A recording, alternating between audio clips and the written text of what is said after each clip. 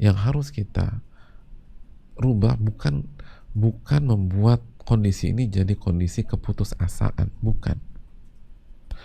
Tapi yang harus kita lakukan adalah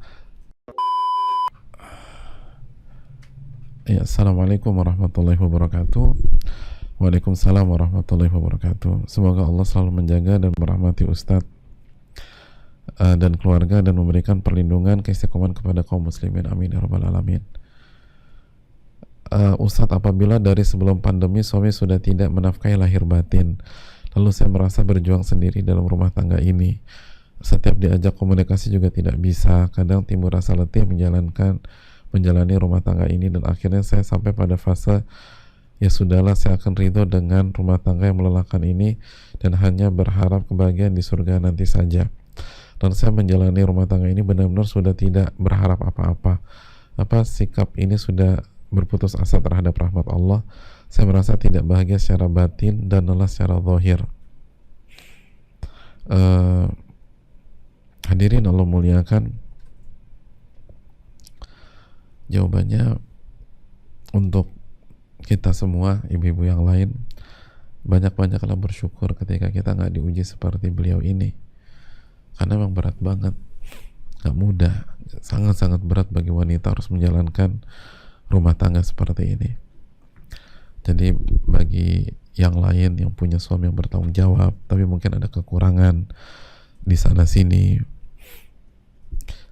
yang punya suami masih bisa diajak komunikasi gitu loh, walaupun kadang-kadang nyebelin, punya suami yang masih memberikan yang terbaik buat kita, maka bersyukurlah kepada Allah Subhanahu wa taala.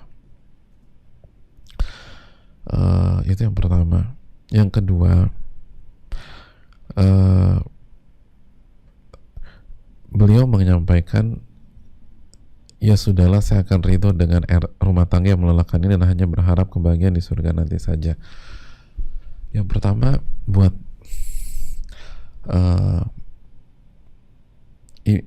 beliau yang bertanya, kita semua sangat bersimpati dengan beliau dan semoga Allah Subhanahu wa taala memberikan taufik kepada beliau untuk melalui hal ini dengan baik.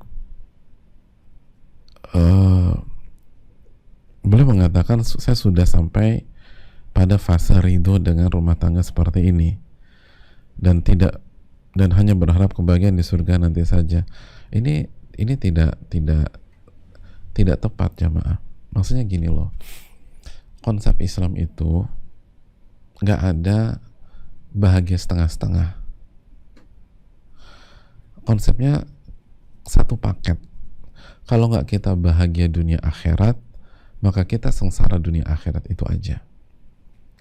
Nggak ada sengsara di dunia terus bahagia di akhirat, enggak. Biarin ya aku capek lahir batin di dunia tapi nanti di akhirat aku dapat surga, nggak ada.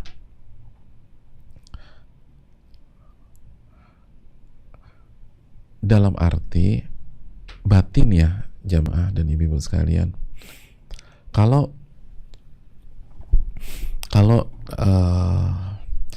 kalau miskin di dunia, kaya di akhirat, banyak. Kalau misalnya ada orang difitnah di dunia terus mulia di akhirat, banyak. Kalau ada orang terzolimi di dunia dan dimuliakan di akhirat, banyak. Para nabi banyak yang demikian. Jangankan orang soleh, para nabi itu banyak yang dizolimi.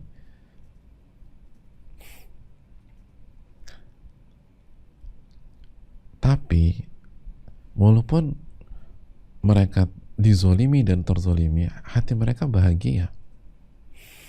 Hati mereka bahagia. Jadi nggak ada ceritanya bahagia di akhirat tapi sengsara di dunia secara batin dan secara hati. Itu yang pertama. Yang kedua, kalau kita sampai fase ridho, kita akan bahagia. Jadi ini belum sampai fase ridho sebenarnya. Nah, itulah pentingnya ilmu. Ada banyak orang berpikir dia udah sampai fase itu, padahal belum sampai fase itu. Karena kalau kita sudah sampai fase ridho, kita akan menikmati sebuah musibah. Kata para ulama, ar-ridho jannatul haya. Ridho itulah surga kehidupan dunia. Jadi surga kehidupan dunia bukan kemana-mana pakai private jet, atau kemana-mana kita nginep di President Suite Hotel Bintang 5, lalu kemana-mana makannya di restoran Michelin 3 bintang atau lain-lain. Bukan. Surga dunia itu menjalani hidup dengan ridho. Jadi kalau kita masih merasa saya sudah lelah secara lahir batin, itu belum ridho. Itu belum ridho.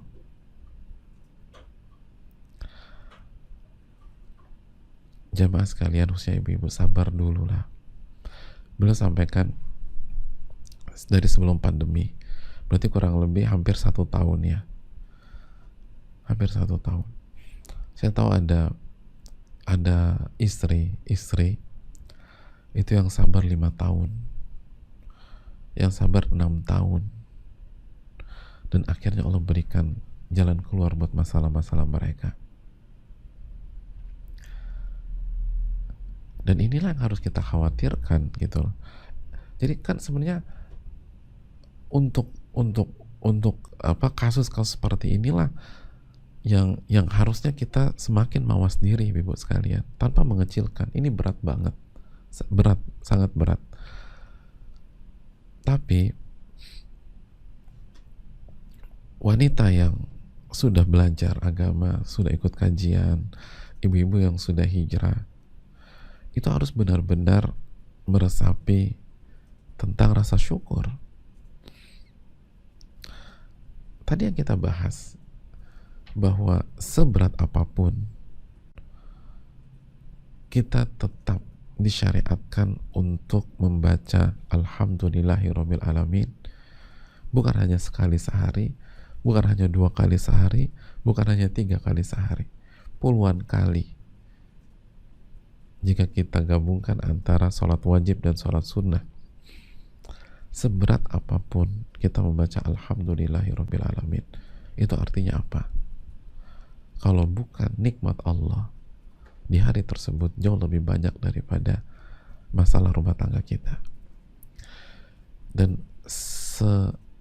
sebaik apa kita menyaksikan, maka yang harus dirubah, kembali ke materi kita hari ini, yang harus kita rubah bukan membuat kondisi ini jadi kondisi keputusasaan, bukan.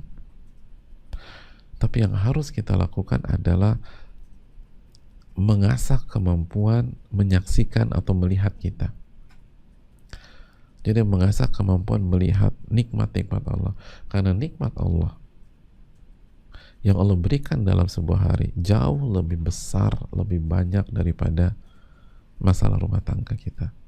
Makanya Allah selalu mengatakan Alhamdulillahirabbil alamin. Nah, ketika kita merasa sesak, merasa kesal, merasa jenuh, berarti ada masalah dengan sensor nikmat kita nih. Kita nggak nyaksiin. Makanya ketika kita tidak menyaksikan, kita nggak bersyukur. Iya kan? Ketika kita nggak menyaksikan, kita nggak bersyukur. Jamaah sekalian,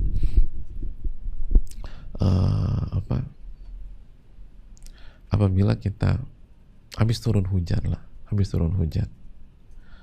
lalu ada pelangi, kita ada di dapur, kita bareng teman-teman kita lagi ada di lagi ada di teras, dan semuanya ngeliat pelangi. Nah, pertanyaannya, kita lagi di dapur numis bawang sama masak cabai segala macam. Nah, pertanyaan saya, pada sore hari itu setelah hujan, yang terhibur siapa? Yang menyaksikan pelangi atau yang lagi numis bawang?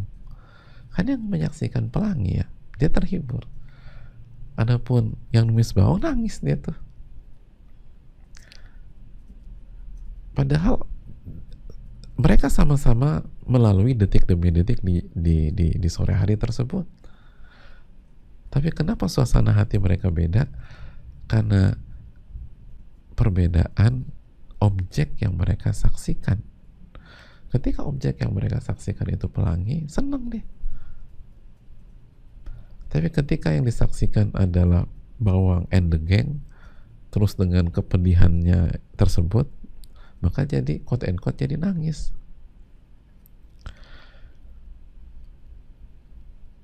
Dan dipastikan setiap hari ada nikmat Allah, jamaah. Tinggal kita mau saksikan apa enggak. Dan ketika kita saksikan itu sangat ngebantu perasaan kita. Sangat ngebantu. Coba deh gitu loh. Coba saksikan dulu. Lalu setelah itu fight dulu gitu loh. Amalkan kajian hari ini. Perbanyak tahmid dulu. Perbanyak memuji Allah dulu setiap hari. Tahan lisan kita dari mengatakan saya sudah capek, saya sudah letih, saya sudah lelah. Jangan. Ganti dengan alhamdulillah alladzi bi ni'mati tatimmus shalihat. Dan rasakan betapa beda rasa yang akan tumbuh di dalam hati kita. Lalu yang berikutnya, bertakwalah kepada Allah. Terus bertakwa.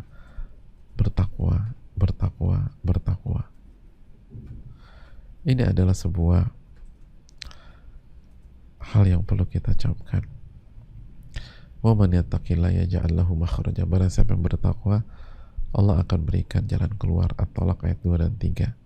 Wa yarzuqhu min haitsu la yahtasib. Dan Allah akan berikan rezeki dari arah yang tidak ia duga-duga. Dan ingatlah, Allah takdirkan ini ke beliau karena Allah tahu beliau sanggup. Jadi fight dulu. Allah ta'ala bisawab.